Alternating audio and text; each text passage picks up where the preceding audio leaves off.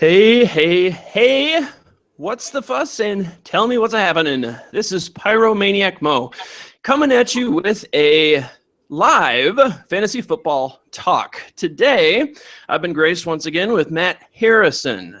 He can be found on Twitter at Explosive Output. He is a writer and digital experience manager at LeagueSafe and LeagueSafe Post. He can be heard on the podcast Fantasy Football Almost Daily and the nation's longest running fantasy football radio show, Fantasy Football Weekly. How are you, Matthew? I'm doing all right. How are you? I'm doing quite well. And I would like to say you have a special place in my heart. You were the very first interview I ever did, and you've been gracious enough to come back for more. You are a mountain of charity, sir. Yeah, you get the big names after me, though. I'm just the leadoff batter, and then you get the heavy hitters like John Tuvey and Mike Clay and all those guys. So I'm happy to be the leadoff hitter. I've talked to them, but I come back for you, man. That's right. Well, I'm top of the order. Well, tell me what's new in the LeagueSafe world these days? At LeagueSafe, we've been working on a new league site called Safe Leagues, where you can actually go find a paid money league to play.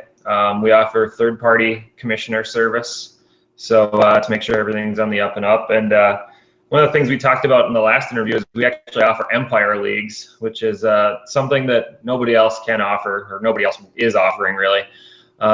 Empire League, just to kind of go back on it, is it's a dynasty league, a full-on dynasty league. You hold everybody on your roster.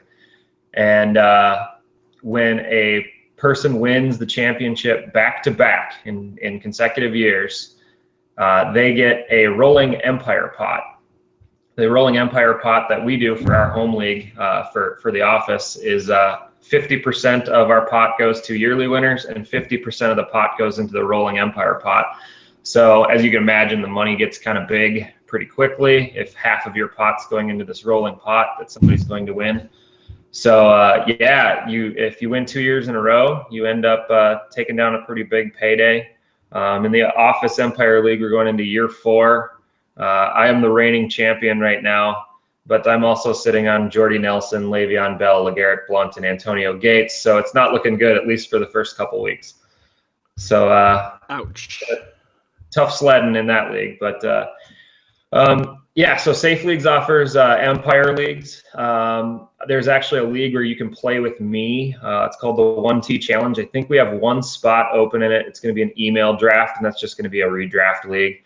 But there's a handful of other leagues out there where you can play against some of the guys from LeagueSafe and Fantasy Football Weekly.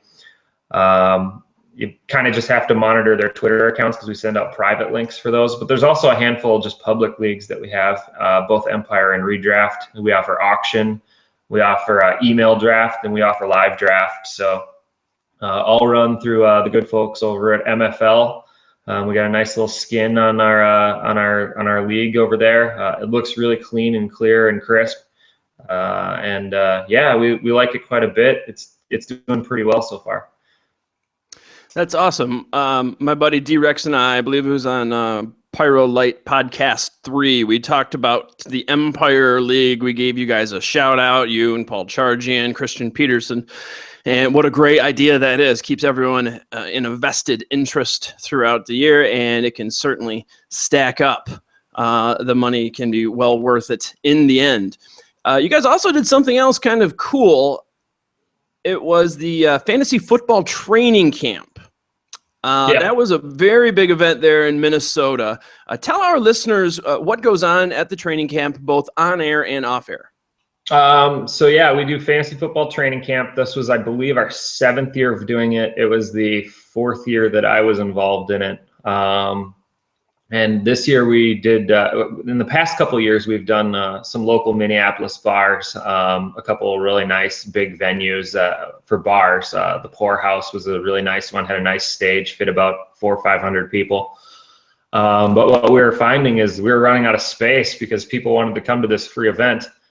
And so this year we moved up to Mystic Lake Casino's big 2,000-seat showroom.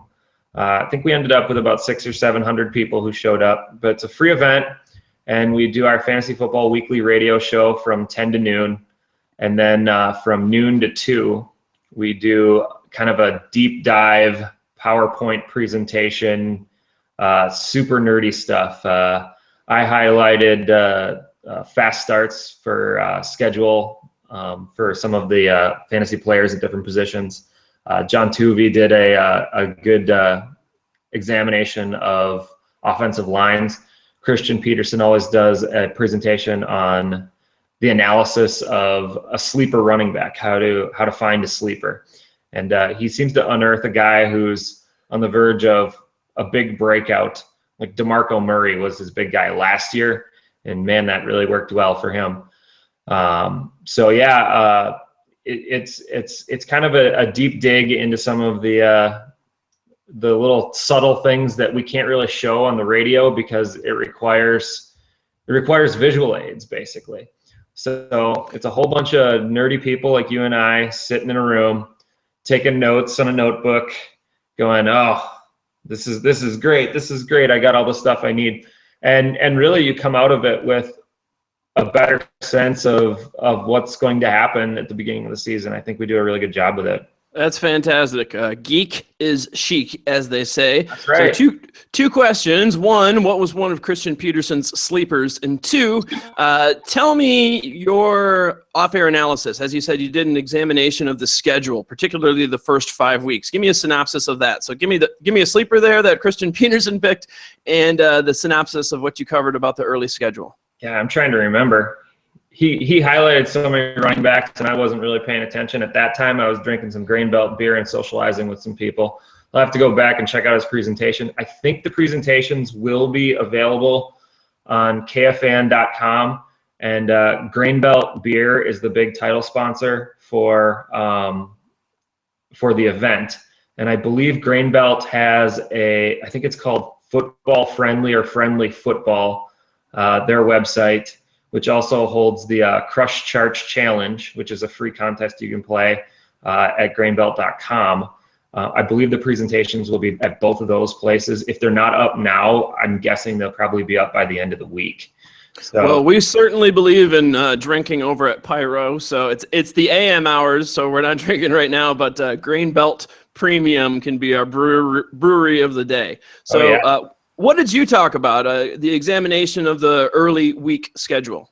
It revealed a lot of interesting things with my schedule analysis. I mean, we can go position by position. The Packers are in for some trouble this year, especially in the early going. I know they've started 1-2 or 2-2 the last couple of years.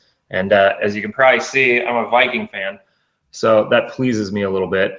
But they have a pretty rough schedule for quarterbacks and a pretty rough schedule for running backs to start the year. So Aaron Rodgers and Eddie Lacy, although they're very good, probably first or second round picks, they're going to run into a tougher schedule to start the season than most people would like. I'm not sure that you downgrade them that far because of the opening week schedule, but if you're planning on taking Rodgers or you're planning on taking Lacy, you want to look at your other players, and you don't want to take a risk with those other players as well.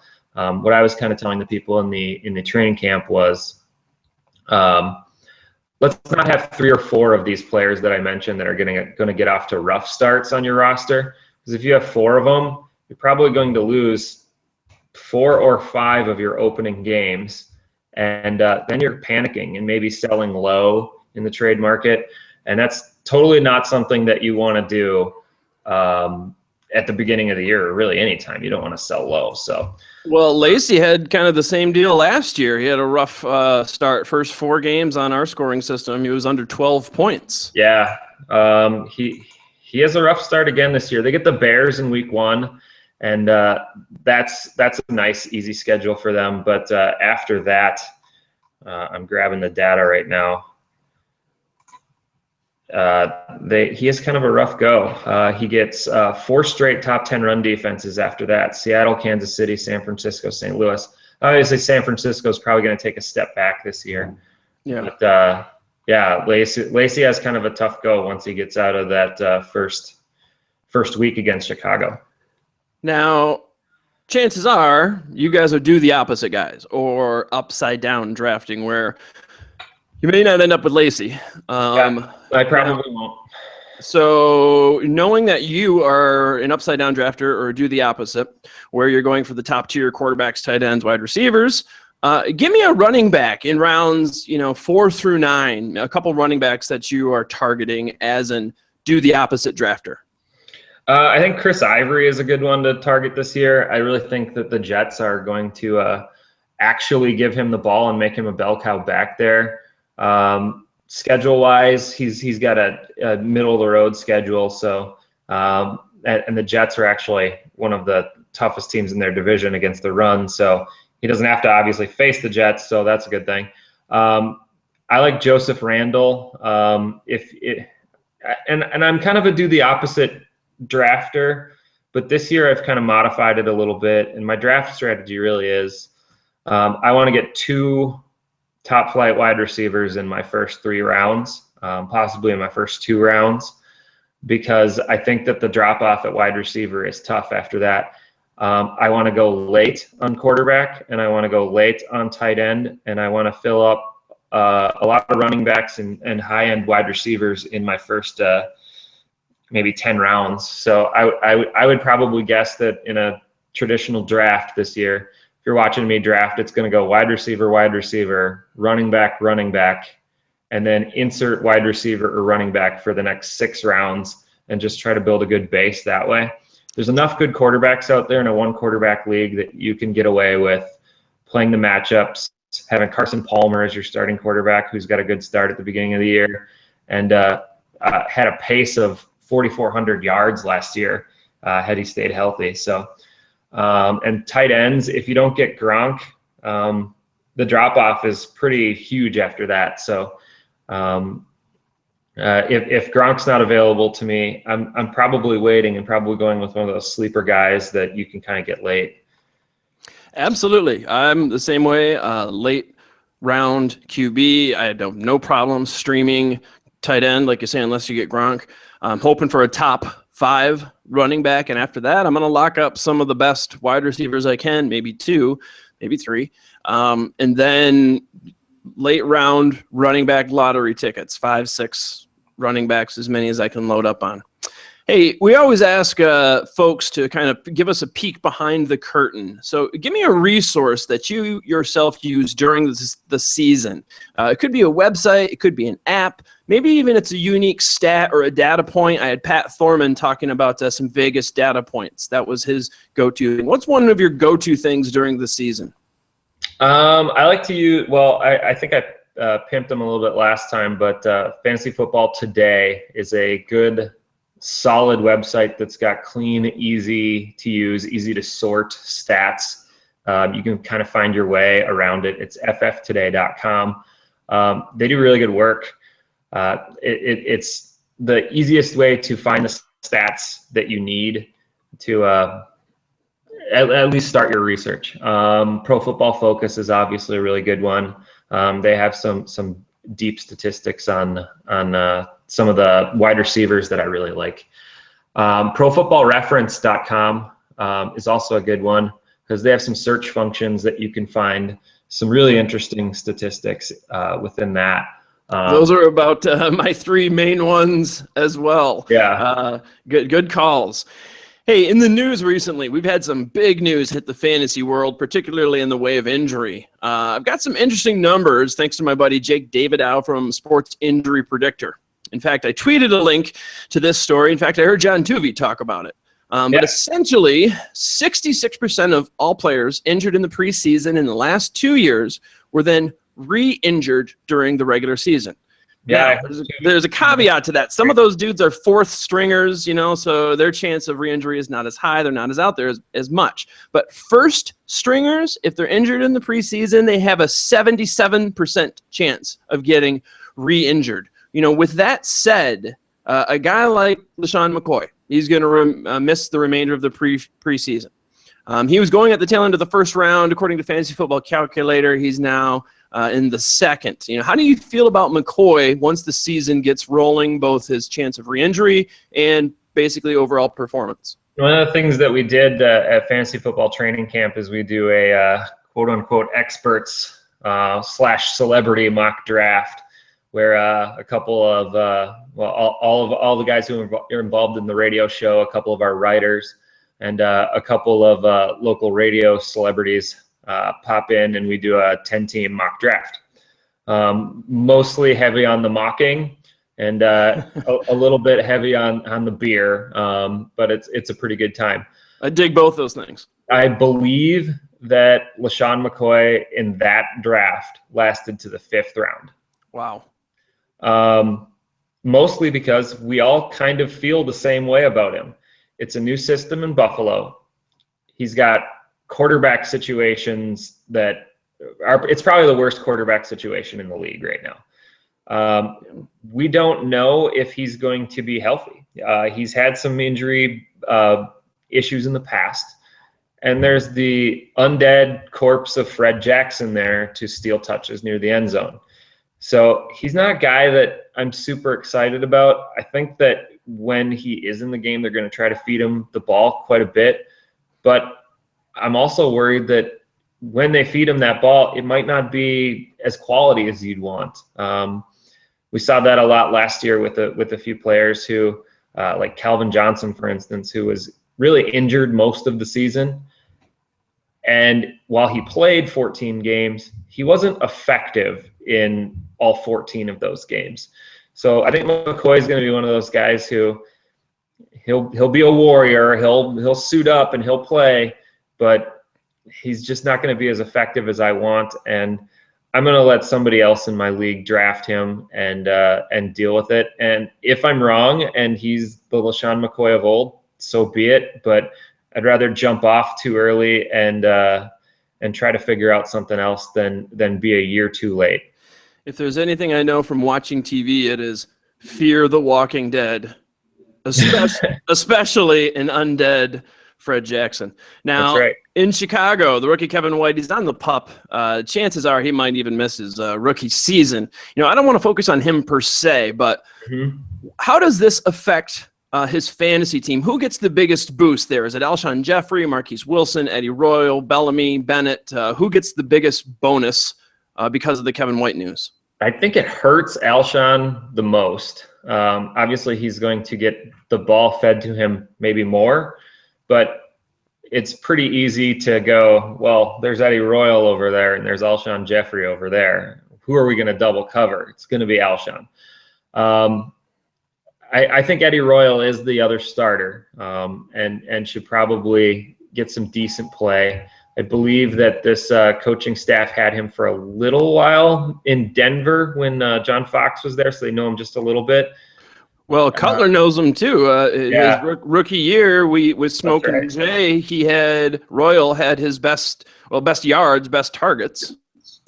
Yeah, Chicago is just Denver West, it seems, with Cutler, John Fox, Brandon Marshall, who's already gone through, and now Eddie Royal. So, it's I think Eddie Royal's slotted in to get some decent fantasy numbers, kind of some sneaky fantasy numbers. He's going to be a guy that probably will go undrafted in most standard redraft leagues. But he's a guy that if you don't draft him with the last pick in your draft, you should kind of just put him on your watch list just to make sure that if he does blow up in one game, I don't think it's completely a fluke. He might have some up and down games this year. I mean, he'll have a game where he gets 4 catches for 30 yards, but he'll probably have a game or two where he knocks off 100 yards and 2 touchdowns, and it wouldn't surprise me at all. That Bears defense is horrible, and they're going to be playing from behind a lot, so that means Jay Cutler is going to be throwing the ball a lot, and Eddie Royal's a good enough player to get it done. So I think he's not a sexy name, but he's a guy that you can kind of keep in the back of your mind and throw it on your watch list on your free agent guys. Could be overreaction. Fantasy football calculators got him going at the back of the 8th right now. Probably a lot of reaction to the Kevin White news. Hey, let's move down south to Houston with Arian Foster. Who steps up there? Are you a Blue believer? In other words, as Will Ferrell said it, is Blue your boy too? No, I don't think that I want any part of the Houston running game this year. With Foster injured, and we really don't know. I've heard reports that Foster might not even hit the PUP list, and he might be back late September. Yeah. So, I mean, Arian Foster is just an enigma of a player. If he's looming and you're drafting Alfred Blue high, I think that you're going to be disappointed with what Alfred Blue does. So I think that the way that you tackle the Houston running game, and I think that the only real way you can do it is if you're in an auction league and you happen to get in on both of them at a price that's incredibly low or well below market value. I think you're probably still going to have to draft Alfred Blue too high and probably Arian Foster a little bit too high for my liking. And if somebody sees that you draft one, they're probably going to gobble up the other one on you. So it's kind of like McCoy. It's one of those running game situations where somebody's already hurt, and while Foster may come back, he might not be at full speed, and Blue might just be in question the whole year. Am I the starter? Am I the backup? And is it a 50-50 timeshare? I just don't want to mess with it. I don't want to mess with it at all. Well, then we've got the wide receivers. We've got certainly Hopkins. We've been debating whether if the Foster injury helps or hurts. Now we've also got the news that Hoyer is the QB. Is this a good thing for Hopkins? Is this a bad thing for Hopkins, both Hoyer and the Foster injury? Well, I don't think that the Foster injury is bad for Hopkins. That's what I say. One of the things that we always say at Fantasy Football Weekly is what's bad for the offense is bad for the offense. Jordy Nelson going down in Green Bay is bad for Aaron Rodgers and Eddie Lacy and Randall Cobb.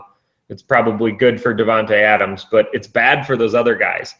So what's bad for the offense is bad for the offense. I don't think Hoyer's a bad play. I saw Bill O'Brien's clip from Hard Knocks where he named the starting quarterback, and he just said that Brian was the most consistent player in training camp. And I think Hoyer has proven in the past that he's an all right player. I'd rather him be my backup on my team, but he's a pretty good player, and he can get things done on the field. So I don't think that Brian Hoyer being the quarterback hurts Hopkins any more than Ryan Mallett does.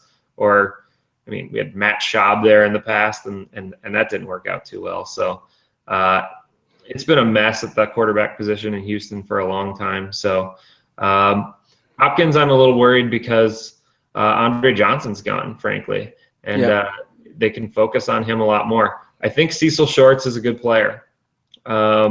We call him Adobe CS3 at the office, but Shorts is a good player. He's proven to be a good player on a bad offense before, and Brian Hoyer might be the best quarterback he's ever caught balls from. Nate Washington has proven to be a decent deep threat for the last decade, and there's a few other guys on that roster that they're all right, chip in a chair kind of thing. Hopkins isn't a guy that I'm looking at as a wide receiver 1, though. He's a middle-of-the-road wide receiver 2 for me. And there's some guys that I think that might have more upside than Hopkins.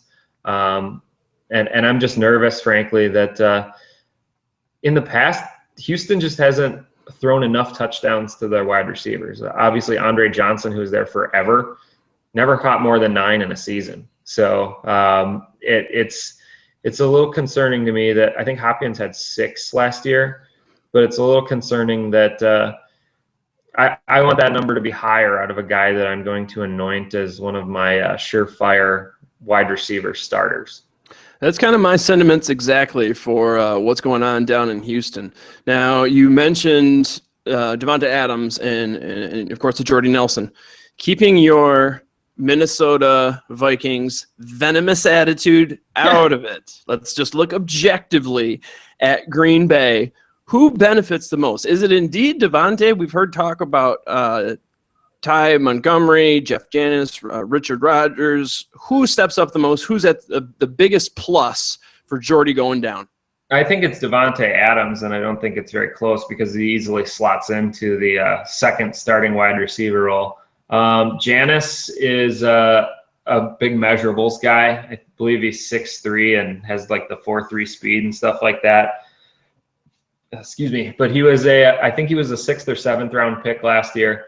And then Ty Montgomery was a 3rd round pick. Right. So they got a little bit more invested in him. He's a lot smaller. He's built a little bit more like Randall Cobb is, though. So I don't know if Ty Montgomery fits into the system as well as Jeff Janis, but obviously the Packers are a little more invested in Montgomery. So I think that the surefire thing is Adams is now I think firmly a wide receiver too. He's probably a guy that I'd want over DeAndre Hopkins, to be honest with you.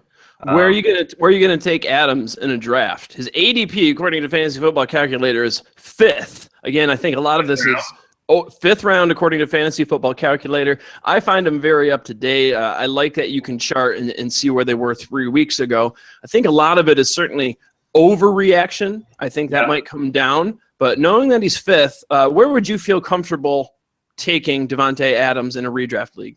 I think the 5th round's a pretty good spot. If you were a big time Packer believer, I could see you reaching into the 4th round for him. I think that's pretty strong to do that. But if you can get him in the 5th or 6th round, I think you'd be really happy.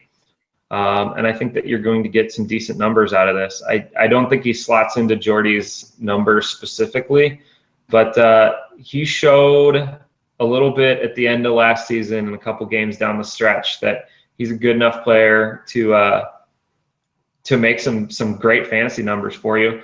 And really, it's the best. I'm not objective. It's the best offense in the league right now, I think. I think Aaron Rodgers is probably the best player in the NFL. And I still think their coaching staff is terrible. But Mike McCarthy obviously removed himself from play calling duties. Maybe that helps a little bit. But I think Rodgers is a quarterback that can overcome all that stuff. And I can't bet against the Packers too much from fantasy standpoint. Now, we talked about this at length, I believe, my last Pyro Light podcast, but the Kelvin Benjamin injury. Just briefly, as I agree with you, what's bad for the team is bad for the whole team. But with the Kelvin Benjamin injury, who do you feel benefits the most? Well, Devin Funchess obviously slides in to be the #1 wide receiver. Can he handle it? Who knows? Do we think Kelvin Benjamin could handle it last year? I mean, there were a lot of detractors last year on Benjamin, and he turned out to have a pretty good year. They're built pretty similarly. Obviously, Benjamin had a little bit of the higher draft pedigree, but Funchess is a good player in his own right, and I think people are a little too down on him. But you got to remember that Cam Newton has thrown over 21 touchdown passes only once in his career, and he threw 24. He averages about 20 touchdowns a year. If you kind of move that around and break it down, maybe it's 6 for Greg Olsen, and maybe it's 6 for Funchess, and a couple for the running backs, and a couple for the rest of the wide receivers. And it's a little nerve-wracking taking any part of the Panthers' passing game this year. I think Olsen will probably be the primary focus in the red zone, but who knows if it's not just Cam Newton going, you know what, I'm going to be Cam Newton and I'm going to take off running. I could see a scenario this year where Cam Newton has 16 touchdown passes, but has 14 rushing touchdowns. I could see that scenario playing out fairly easily this year. So, I thought CP was the only Cam lover amongst you guys. Yeah, but I think that offense and that team, I mean, the general manager even of the Panthers even came out and said, we have to let Cam be Cam, and we can't force him to be a pocket passer, and we can't force him to be a player he's not. He's a big, good runner, and why stop that? I've frankly been surprised that the last few years that they've seemed to taken the ball out of his hands near the goal line. And Jonathan Stewart is obviously a injury risk. He's missed at least 3 games in each of the past 3 years. That's why I'm loving Cap, his backup, as a sleeper. Cameron Artis-Payne, yeah. You got it. He's a good handcuff or a good shot in the dark kind of a guy, a late do the opposite kind of pick. So, but yeah, I could see a scenario where Cam Newton jumps up in the rushing touchdowns this year. I think he only had 4 last year, something really low. So, yeah, I could definitely see that happening, though. I like the advice, let Cam be Cam, let me be me. I keep saying the exact same thing to my wife. Let me be me. I want to dance, damn it. Sorry. Anyway, what about Alex Smith? And, you know what? We're performing without a net, so I've got one of my daughters gracing the stage here. So, all right. And she exits stage left. I got a serious question for you there. Okay. How did you celebrate Alex Smith tossing a touchdown to a wide receiver? I mean, was there cake to be had? Did you go out to the strip club? Was there Billy D. Williams Old English 40s? How do you roll when it comes to a wide receiver touchdown in KC over a year in the making? Oh, man. Definitely not Old English. Gosh, we had a party one time where we all had to drink 40s, and ooh. Man, it was not a good party. Was this the high school days? Liquor. High school days. No. So this is totally off topic, but my friends and I every year or two we do a all-night campfire, and every hour of our all-night campfire we have a different theme, and somebody gets to pick a new theme. So as soon as it hits the hour, we have a new theme, and one of our themes during the all-night campfire was 40s. And we were all just drinking these terrible malt liquors, and it was one of the worst experiences of that hour, really. But I highly recommend the hourly progressive parties, especially if you're going to go all-nighters with your friends. It's pretty fun. I like the theme party, switching up every hour, but drinking 40s all hour, I'm pretty sure that's one of Dante's levels of hell. That does not sound enjoyable. We had a Boone's Farm hour in one of them too. I think that was a different party, but woo! Yeah, it got pretty silly. Well, so back to the Kansas City. Kansas City. The only real receiver unless you've got someone, but let's talk Macklin real quick, unless you want to bring up someone else. How do you think he's going to fare this year? He's going in the 5th, according to Fantasy Football Calculator. What are your thoughts on Macklin? Well, I'm worried that Alex Smith can't get the ball to Macklin still. He's a quarterback that doesn't make mistakes, but he also doesn't take a lot of risks. He's going to be a guy who doesn't win Kansas City games, but doesn't lose Kansas City games for the most part. So he's going to keep the passes short. When he gets down to the red zone, he's going to go to his tall guy, Travis Kelce, or they're going to hand the ball to Jamal Charles or Niall Davis, who actually had quite a bit of a run inside the 5 last year. I think that they have their offense set up to do that under Andy Reid. I think Macklin's going to have to break his touchdowns off of short passes, which makes me really nervous. If you're catching a pass 10, 15 yards downfield and you're required to make up the rest of the 30 to 60 yards, that's got me a little worried. So Macklin's not a guy that I want in the 5th round. I again, going back to Devontae Adams, I'd probably rather have Devontae Adams than Jeremy Macklin this year. Better offense, better situation. Both are kind of going in the 5th round, right? So yeah, if I had the choice between the two, it's kind of an easy choice for me. I'm going to take the guy in the better, higher scoring offense. I believe I concur. I'd rather have a Green Bay quarterback, Aaron Rodgers, throwing it to me than Smith any day. Now, and we're back to Aaron Rodgers versus Alex Smith all over again. There it is. It's like the dragon swallowing its own tail. According to Fantasy Football Calculator, now I want to bring this up to you because for the audience that does not know, you are a Minnesotan, as your shirt says, and as we've picked up. But recently, according to FFC, Fantasy Football Calculator, Mike Wallace was just overtaken, his ADP, Charles Johnson is now, according to Fantasy Football Calculator, the first Viking receiver off the board. They're right behind each other. Charles was going in the 7th, and I think even Wallace is going late 7th. But the point is, all summer it seemed that Wallace was going first, and now all of a sudden, Johnson's going first. Obviously, ADPs change from site to site. I saw even just today, NFL fantasy prices, right? They said Charles Johnson was going in the 8th. Regardless, they're pretty close. Which one are you taking first? Which Vikings wide receiver? Well, between the two, I think Mike Wallace has the upside. We've seen him do it in the past, and Teddy Bridgewater's never in his one season of play had the real big deep threat that we've been hoping for in Minnesota. I think him and Charles Johnson have a very good rapport. I think Johnson is the possession guy.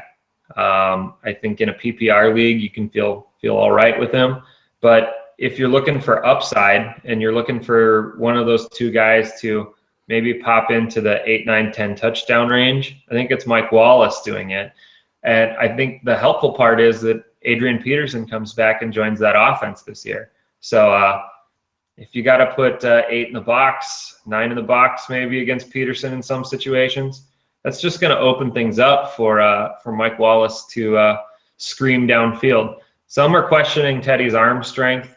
And he doesn't have the strongest arm in the NFL, but I think he's got enough arm strength that he can put it down there. And he hasn't had a player like that. Greg Jennings was not that player anymore last year. Jarius Wright, not really that player. Cordero Patterson has proven that he hasn't figured out how to run a route yet, as evidenced by a really bad interception in the last preseason game against Oakland, where I think Sean Hill threw a ball. No one was there but an Oakland player. And they looked, and, it was Cordero who was supposed to run a route to that spot, and he ran the other way. So Patterson's a guy that I'm not taking a chance on this year. But Mike Wallace is a guy that I think there's high upside there, and I think that they get him involved a lot, especially in the Norv Turner offense. See, I really like Charles Johnson. I'd probably go with him first. But as Wallace did show us last year, he's not just a down-the-field guy. Heck, 9 out of his 10 touchdowns came in the red zone last year. Yeah, I mean, you got to think about that too with last year. I think he had the most weak-armed quarterback maybe in the country in Ryan Tannehill. Tannehill's insanely accurate and did really well, but obviously passing to Jarvis Landry 84 times last year. I believe Jarvis Landry averaged under 10 yards per catch. And of the guys who had caught 80 passes or more, I think he was like 3 or 4 yards per catch behind the rest of the guys. So he's going to be a dink and dunk quarterback. And I think that's what Mike Wallace got stuck in last year. And he probably got really frustrated with it, which I think was why Miami was so eager to ship him away, is he didn't get the downfield routes that he wanted to run like he did in Pittsburgh. And I think that he'll have that ability a little bit more in Minnesota. Minnesota's an exciting offense with a healthy Rudolph. Like you say, they can't stack the box with AP. They got these great wide receivers, a quarterback that's looking up. I'm excited to see Minnesota this year. Lots of fantasy weapons. Mm-hmm. Finally, my last question for you. I asked this to Matt Waldman as well. There's a classic song originally performed by Amos Milburn, but probably made famous by John Lee Hooker. 1 bourbon, 1 scotch, and 1 beer. So along those lines, give me 1 breakout, 1 sleeper, and 1 bust. I think the sleeper in my mind, we'll start with that. I'm going to go Nelson Aguilar of the Philadelphia Eagles. Love him. Rookie wide receiver. Jordan Matthews did not get much run inside of the 5-yard line for the Eagles. I believe he only had like 2 or 3 targets last year inside the 5. And Aguilar's a smaller guy, and he figures to play the slot a lot.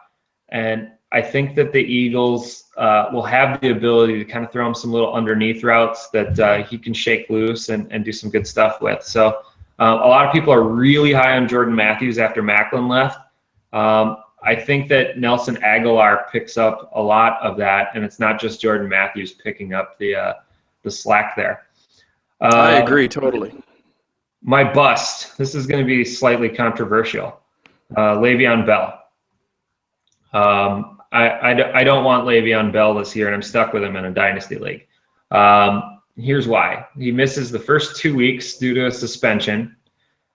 Then he comes off suspension to face 4 of the top 10 run defenses in his next 5 weeks: St. Louis, Baltimore, Arizona, and Kansas City. He's got a bye in week 11.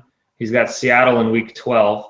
And then he's got Baltimore again in week 16, your fantasy championship. So in 9 of 16 fantasy weeks, he's either out or he has a tough matchup. He's not a guy, and I believe that Football Injury Predictor site had him listed as the most probable running back to get injured this year. So he's a guy that I think everybody's really excited about, but we see massive failure at the top 5 running back position every year. And I think that he's a guy who has all the earmarks of somebody who could have a catastrophic year and absolutely lose you your fantasy league.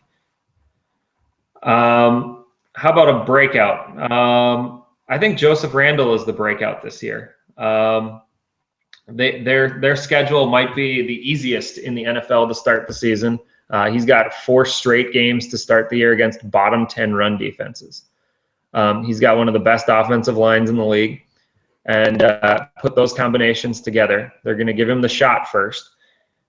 He's got easy defenses and a great offensive line. I think in the first 4 weeks, you're going to see that Joseph Randle, if you draft him in the 4th or 5th round, he could return you 2nd round value if you wanted to trade him after the first couple of weeks. And I think once he gets that confidence of getting 4 weeks in against some of the bad teams in the league, he might just be DeMarco Murray volume 2 this year. So he's a guy that I think he's poised for a breakout. And if he doesn't, it might be somebody else in that system. Darren McFadden's a guy that I mentioned on the podcast about 4 or 5 times. Jerry Jones loves his Arkansas Razorback boys, and that's Darren McFadden right there. If he can stay healthy, McFadden's never had an opportunity like this in the NFL.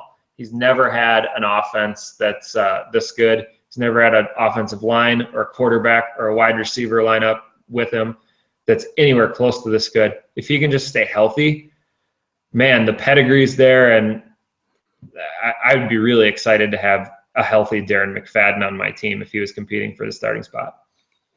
Well, I think I'm with you on 2 of the 3. I am all over Aggie. He's going in the 6th. Jordan Matthews is going in the 3rd. I honestly wouldn't be surprised if Aggie surpasses. I think they've easily got 2 1,000-yard receivers. I think Aggie could be the best receiver on the team. I love him. Bust Le'Veon Bell, I like it. Gosh, if he misses, just gets tweaks an ankle, something due to injury, those games are starting to stack up, and that's going to take a fantasy toll. And like you say with Randall, not as confident on him, but boy, that line, they are hard to argue with. And I've been burned on McFadden before, but the boy's got talent. And if he can stay healthy behind that line, there could be some magic there. Yeah. Ladies and gentlemen, this is going to conclude our fantasy football talk. I'd like to thank Matt Harrison for gracing my screen for the 2nd time. Matt, it has been my pleasure. Yeah, thank you very much. Absolutely. Folks, this has been another fantasy football talk. You can follow Matt on Twitter at Explosive Output. Of course, I am PyromaniacMo at PyromaniacMo. You can follow the rest of the Pyromaniac boys on Twitter at PYROMAN1AC. Of course, check out our podcasts, The Heavy and the Light. We're available on iTunes, Spreaker, Stitcher. We've got our draft kit out. Pyro Pro is available for you. And, of course, we've always got free content. Plus, you can interact with us on Facebook /Pyromaniac. It's been a pleasure, guys. We will catch you next time.